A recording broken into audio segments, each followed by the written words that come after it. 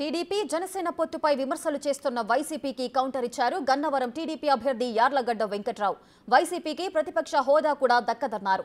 జగన్ను గద్దె దించాలని, తక్కువ సీట్లకు పవన్ ఒప్పుకున్నారని ఆయనకు హ్యాట్స్ ఆఫ్ అంటూ కితాబునిచ్చారు యార్లగడ్డ. అసలు వైఎస్ఆర్సీపీకి ఎందుకండి పొత్తులకు వెళ్ళడం వైసీపీకి ఎందుకు? రాజకీయ పార్టీ ఎదురు పార్టీని కూడా వాళ్ళే కంట్రోల్ చేస్తారా? తెలుగుదేశం పార్టీ ఒక్కసారి 2019లో సింగిల్గా పోటీ చేసింది. 83 కొత్తగా పార్టీ పెట్టినప్పుడు పొత్తుకు వెళ్ళింది. 85లో ముఖ్యమంత్రిగా రామారావు లేడు, 89లో ముఖ్యమంత్రిగా పొత్తుకెళ్ళాడు, 94 లేడు, 99లో చంద్రబాబు గారు ముఖ్యమంత్రిగా పొత్తులు పెట్టుకున్నాడు, 2004 2009లో పెట్టుకున్నారు, రాజశేఖర్ గారు పెట్టుకున్నాడు పొత్తులు 2004 2009లో. వీళ్ళు పనికిమాలిన భాష వాడతారు తప్ప అది కరెక్ట్ కాదనుకున్నారు. అంటే పవన్ కళ్యాణ్ గారు హ్యాట్స్ ఆఫ్.